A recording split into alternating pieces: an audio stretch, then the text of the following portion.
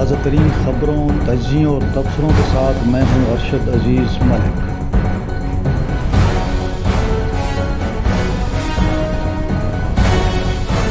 السلام علیکم ناظرین، امید ہے آپ خیریت سے ہوں گے۔ آج نئے ولاگ کے ساتھ میں حاضر ہوں۔ آج 2-3 ٹاپکس ہیں۔ ایک تو پہلا ٹاپک جو ہے آج کی جو بڑی خبر ہے کہ شیر افضل مروت کو عمران خان صاحب نے پارٹی سے نکال دیا۔ تو کیوں نکالا ان کو؟ ایک پہلا ٹاپک یہ ہے۔ دوسری ہم بات کریں گے کہ بیرسٹر سیف کو بھی فارغ کر دیا گیا ہے، اس حوالے سے بات ہوگی۔ اور تیسرا جو عمران خان صاحب نے چیف جسٹس آف پاکستان کو خط لکھا ہے اور خط کے ساتھ انہوں نے کیا بھجوایا ہے۔ تو آج یہ 3 ٹاپکس ہیں۔ تو پہلا چلتے ہیں شیر افضل مروت کی جانب۔ تو شیر افضل مروت کا یہ کوئی پہلا وہ نہیں ہے، پہلے بھی ان کو اسی طرح نوٹس دیا گیا اور ان کی بنیادی رکنیت ختم کی گئی، پھر عمران خان صاحب نے انہیں بحال کر دیا۔ تو اس مرتبہ بھی ایسی صورتحال ہی ہے، اور یہ کافی دنوں سے ایک معاملہ چل رہا تھا۔ عمران خان صاحب کا یہ خیال ہے کہ شیر افضل مروت جو ہے وہ پارٹی کے ساتھ وفادار نہیں ہے، اور اس کو کچھ لوگوں نے لانچ کیا گیا، کچھ لوگوں نے اس کو لانچ کیا۔ تو اب اس میں اکثر جو میں سنتا ہوں تحریک انصاف کے جو رہنما ہیں، جو ہم ملتے ہیں، ہم ان کے ساتھ بات چیت کرتے ہیں، ان کا یہ کہنا ہوتا ہے کہ دیکھیں،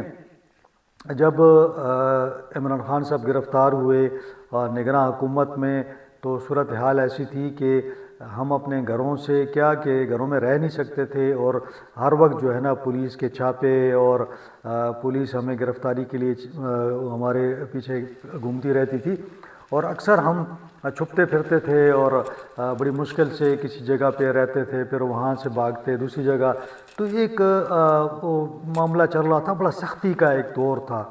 اب اس سختی کے دور میں بعض لوگوں کو اتنی اجازت تھی کہ وہ اپنے گھروں میں رہتے تھے، وہ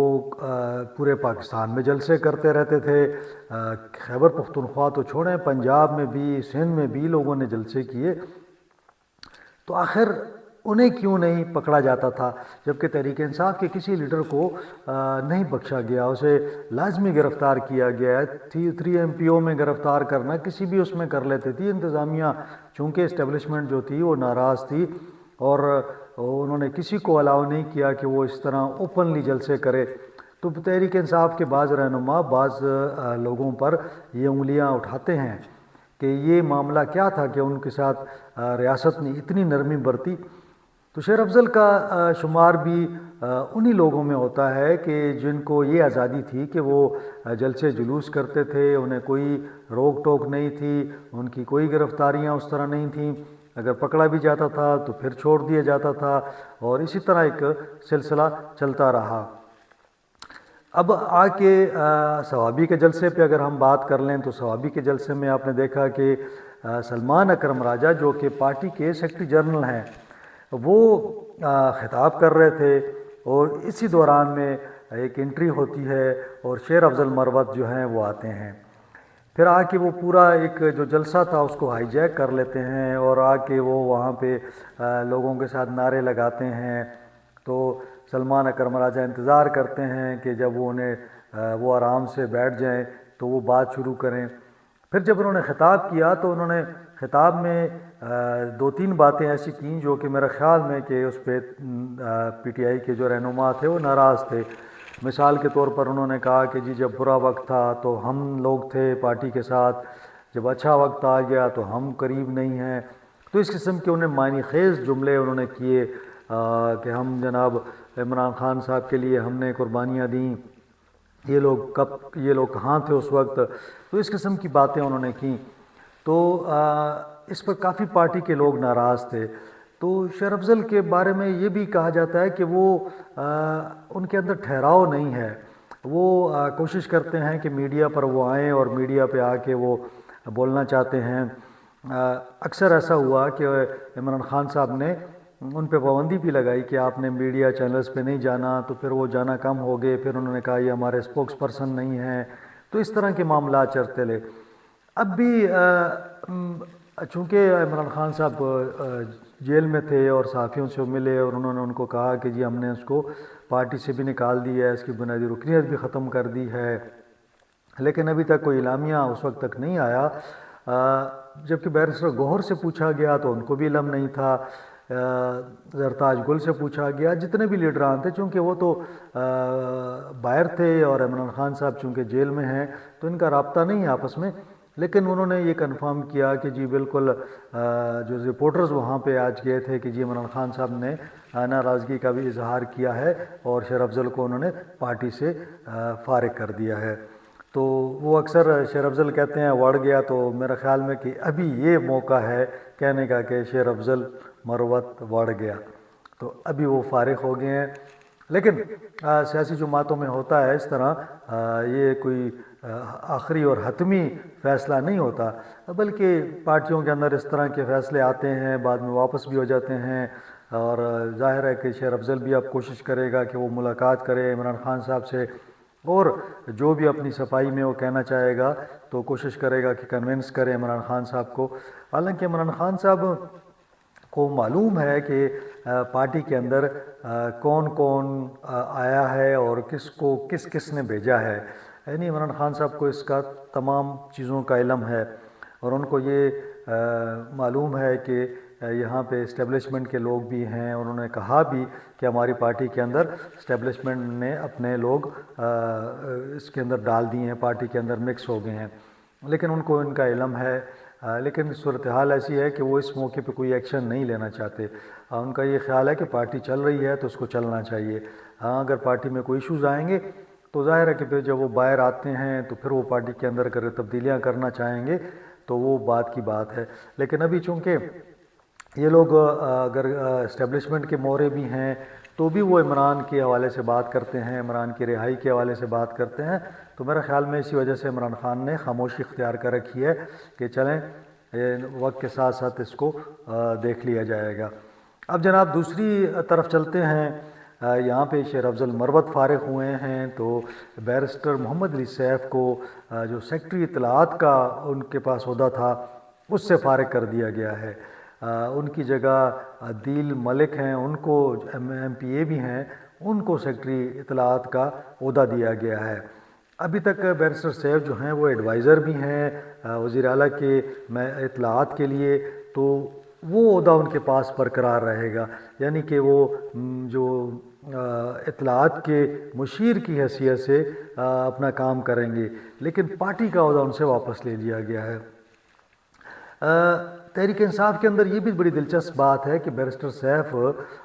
इमरान खान साहब के और अली अमीन गंडापुर के काफ़ी करीब हैं, लेकिन पार्टी के अंदर उन पर अक्सर तनकीद होती है और पार्टी के लोग समझते हैं कि ये एक अजनबी है जिसको इस्टेब्लिशमेंट ने भेजा है, तो उन पर ये इल्ज़ाम लगाया जाता है। हालांकि ठीक है, वो गिरफ़्तार नहीं हुए और वो उस तरह उनको हरासा भी नहीं किया गया, लेकिन वो पार्टी के साथ खड़े रहे हैं। जब भी कोई बयान जारी करना होता था, जब भी वो निगरान दौर के अंदर भी हमने देखा 1 साल के अंदर,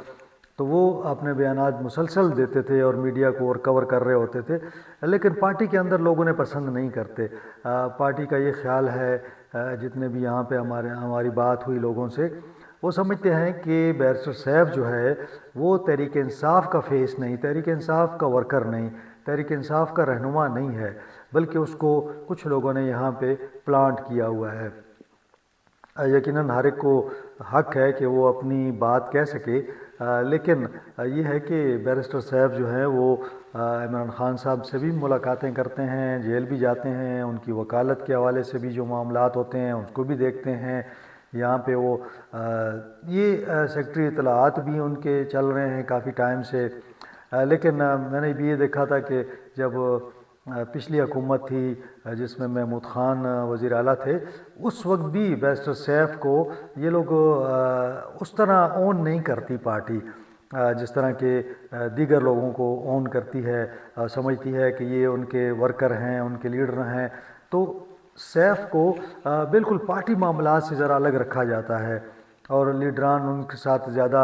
उनकी किसी के साथ दोस्ती भी उस तरह नहीं है, उनसे मुलाकातें भी इस तरह नहीं करते जिस तरह पार्टी के अंदर दीगर लोग मिलते हैं।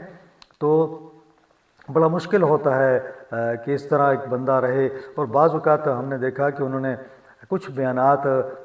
جو محمد علی سیف نے دیے وہ وزیر اعلیٰ کے کہنے پہ دیے، ویسے تو وہ نہیں دے سکتے بیان، لیکن جب انہوں نے وہ بیانات دیے تو پارٹی نے اس کو آن نہیں کیا، پارٹی نے کہا کہ جی یہ ان کی ذاتی رائے ہو سکتی ہے، ہمیں اس سے اتفاق نہیں، بلکہ بعض سخت قسم کے بیانات بھی آئے تھے جو ان کے خلاف تحریک انصاف کے لوگوں نے دیے۔ تو اب یہ صورتحال بن رہی ہے کہ وہ فی الحال تو وزیر اعلیٰ کے جو ہے ایڈوائزر رہیں گے، لیکن پارٹی کا ان کا عہدہ ان سے لے لیا گیا ہے۔ اب یہ ہے کہ میں بات کر رہا تھا بعض دوستوں کے ساتھ کہ اب کیا صورتحال ہوگی، تو آج ایک قسم کی افواہیں یہ ہیں کہ جی شیر افضل بھی چلا گئے، اس طرح مزید لوگوں کو بھی پارٹی سے بھی نکالا جائے گا، اور یہاں پہ جو صوبائی حکومت میں چینجز ہونی ہیں اس کے اندر بھی کچھ نام لیے جا رہے ہیں کہ وہاں پہ چینجز ہوں گی، اور اس میں جو ہے دو لوگوں نے تو ان کا کنفرم لوگ کر رہے ہیں کہ جی دو لوگ اس میں آئیں گے، جس میں تیمور سلیم جگڑا اور کامران بنگش ہیں، ان کے حوالے سے عمران خان صاحب نے احکامات جاری کیے ہیں، لیکن علی امین کا یہ خیال ہے کہ وہ جا کے ان سے ملاقات کریں گے عمران خان صاحب سے، اس کے بعد وہ کابینہ میں رد و بدل کریں گے۔ تو آج یہ دو بڑی خبریں تھیں، اور تیسری جو خبر ہے وہ چیف جسٹس صاحب کو ایک خط گیا ہے عمران خان صاحب کا، اور ذرائع یہ بتا رہے ہیں کہ اس کے ساتھ ایک USB بھی بھجوائی گئی ہے جس میں بہت سارے شواہد ہیں۔ اب چیف جسٹس صاحب نے جو آئینی بینچ ہے یہ خط ان کو بھیج دیا ہے، آئینی بینچ اس کو دیکھے گا، اور اگر اس پر انہوں نے کوئی نوٹس لینا ہو تو پھر وہ نوٹس لیں گے، لیکن چیف جسٹس صاحب کا یہ خیال ہے کہ اس میں کافی مواد ہے اور چیزیں سیریس ہیں، تو دیکھیں یہ کیا اس کا بنتا ہے، لیکن ابھی ہمیں دیکھنا یہ پڑے گا کہ جو آئینی بینچ ہے وہ اس خط کے حوالے سے کیا فیصلہ کرتا ہے۔ آئینی بینچ اگر یہ سمجھتا ہے کہ وہ چیف جسٹس سے یہ کہے کہ اس پر کوئی بینچ بنا دیا جائے، یا اس کے حوالے سے فل کورٹ میں ڈسکشن ہو، یا وہ خود اس کا نوٹس لے لیں، اور یا ہو سکتا ہے کہ وہ اس کے حوالے سے کوئی بھی رائے نہ دیں، تو البتہ دیکھنا یہ ہوگا کہ ابھی جوں یہ معاملات آگے بڑھتے ہیں تو آئینی بینچ کی جو رپورٹ آتی ہے چیف جسٹس صاحب پھر اس خط کے حوالے سے کیا فیصلہ کرتے ہیں، لیکن جو ذرائع بتاتے ہیں کہ وہ جو اس کے اندر مواد ہے اس کے اندر کافی سارے شواہد ہیں، تو کس قسم کے شواہد ہیں اس پر پھر میں انشاءاللہ اگلے ولاگ میں بات کروں گا۔ آج یہی 3 ٹاپک تھے، اور انشاءاللہ اگلے ولاگ میں ملاقات ہوگی۔ اس سے پہلے کہ اجازت چاہوں وہی ریکویسٹ کہ چینلز کو سبسکرائب کریں، لائک کریں، اور یہ جو گھنٹی لگی ہوئی ہے اس گھنٹی کو پریس کریں تاکہ جو ہی ولاگ نیا آئے وہ آپ کو مل سکے۔ بہت شکریہ، اپنا خیال رکھیے۔